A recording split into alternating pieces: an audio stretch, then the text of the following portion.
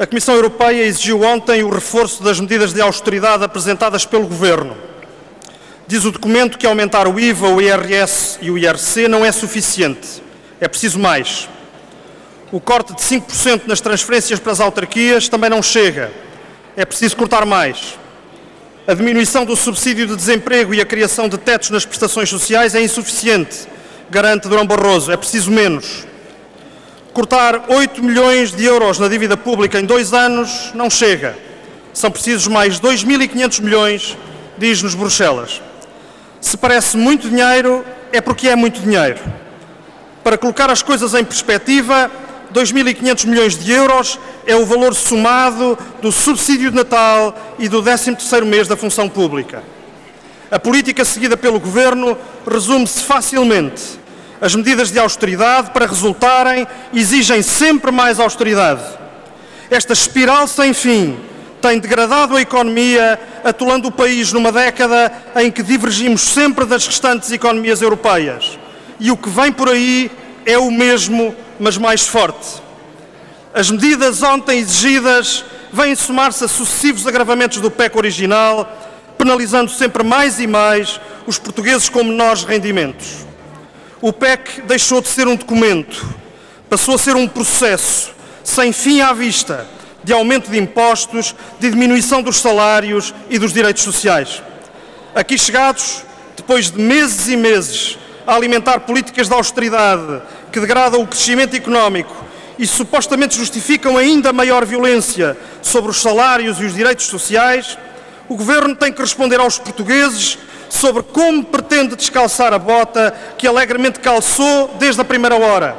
Vai ou não vai aumentar os impostos? Vai ou não vai retirar aos portugueses o subsídio de Natal? São estas as questões a que o Governo tem que responder. As vuvuzelas de serviço já responderam à chamada da Comissão Barroso e o ensurdecedor zumbido que clama por cortes nos salários, por diminuição das despesas sociais e pela lei da selva no mercado de trabalho já se faz sentir para lá do limite do suportável.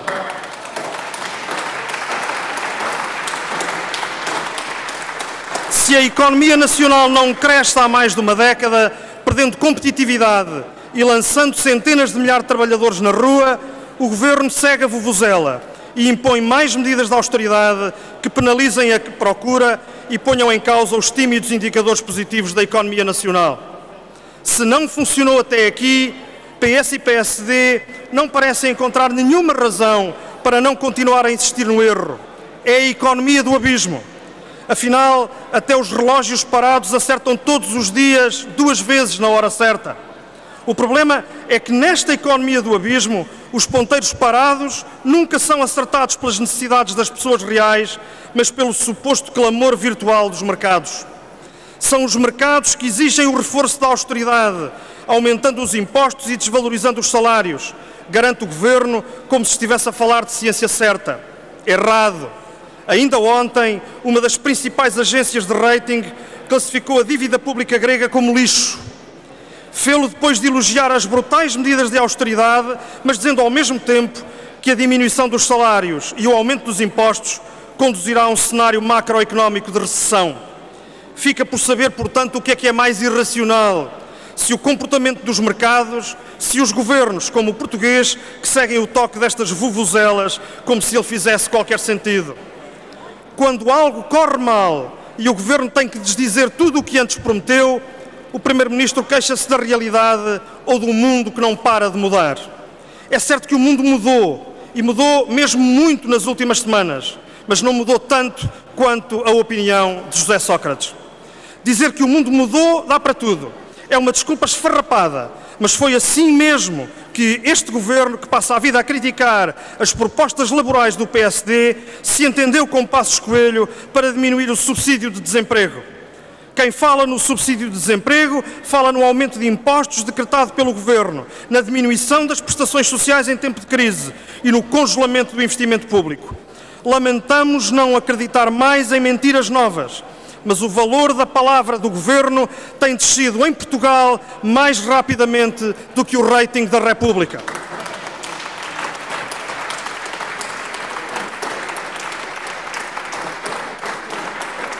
É por isso que as palavras do Governo sobre o corte do subsídio de Natal ou um novo aumento de impostos estão longe de nos convencer. O Governo tem que assumir perante o Parlamento e perante os portugueses o que pretende fazer. O Primeiro-Ministro repete insistentemente que tem um rumo. O Ministro das Finanças diz que seguia pelas estrelas. Está na altura, então, de conhecer as coordenadas do PEC 3, que, como já todos perceberam, está a ser preparado pelo Governo. O Governo vai ou não vai aumentar os impostos? O Governo vai ou não vai retirar o subsídio de Natal? Ao contrário do que nos diz o Governo, não há inevitabilidades. Ao longo deste debate, os membros do Governo e os deputados do Partido Socialista esforçar-se-ão para tentar dizer que não existem alternativas. Mais uma vez, nada de mais errado. O Bloco de Esquerda apresentou em tempo útil um conjunto de 15 propostas para diminuir a despesa e obrigar quem foge às suas responsabilidades a contribuir para o esforço de uma economia que responda por todos. Foi o Governo e o PSD que decidiram aumentar o IVA sobre os produtos essenciais, como os medicamentos, o pão, o leite, e decidiram chumbar a alternativa do Bloco de Esquerda, que defendia um ligeiro aumento da derrama em IRC das grandes empresas. Entre retirar uma migalha aos lucros fabulosos do PSI 20 e o aumento brutal do imposto que afeta os cidadãos com menores rendimentos, PS e PSD preferiram castigar os mais fracos. Existem alternativas. PS e PSD é que não querem ouvir falar delas. O mesmo Governo que aumentou a taxa do IVA em 1% para assegurar 500 milhões de euros, decidiu hipotecar 450 milhões de euros para salvar um pequeno banco de investimentos em ações de alto risco especulativo. Depois de Teixeira dos Santos sempre ter garantido, em resposta às perguntas do Bloco de Esquerda, que o dinheiro público não ia ser posto em causa, ficamos hoje a saber que nem um duvidoso passe de mágica vai permitir reaver os 450 milhões que já moram na caixa forte dos principais bancos nacionais. O Governo tem que esclarecer hoje os contornos desse negócio ruinoso para os cofres públicos. Como é que pretende reaver o dinheiro? E, acima de tudo, como é que foi o único agente a avaliar as garantias do BPP nos mais que irrealistas 672 milhões de euros? Aumentar o IVA para pagar as tropelias financeiras de João Rendeiro, eis a questão a que o Governo tem hoje que dar resposta. Falar hoje sobre a política orçamental é cada vez mais falar sobre a Europa e a política europeia. É este o momento certo para lembrar aqueles que, como José Sócrates, defenderam o suposto interesse patriótico na eleição de Durão Barroso para Presidente da Comissão Europeia. Esses devem estar muito satisfeitos consigo mesmos. Afinal, raro é o dia em que um comissário da equipa chefiada por Durão Barroso não aparece a interferir nas decisões nacionais, inflamando ainda mais os mercados que pressionam a nossa dívida pública. De cada vez que as vuvuzelas da equipa de Durão Barroso apitam, são os juros do empréstimo da casa dos portugueses que aumentam e o subsídio de Natal dos trabalhadores que é posto em causa.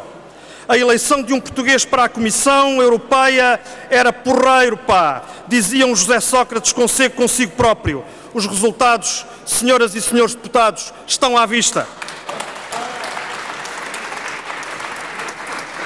Senhor Presidente, senhoras e senhores deputados, senhores membros do Governo, esta interpelação visa responder às questões que mais afligem as pessoas lá fora. É preciso acabar com a incerteza e pôr em prática políticas de confiança. A alegação do Governo de que não há alternativas tem um som monocórdico e insuportável. É o Governo que não tem alternativas e a sucessão sempre inacabada de PECs que penalizam mais e mais os mais pobres demonstra-o à saciedade. Esta é a altura de o Governo tudo esclarecer. Pelo nosso lado, nós não nos resignamos nem aos silêncios envergonhados, nem ao discurso das vuvuzelas fatalistas. Disse.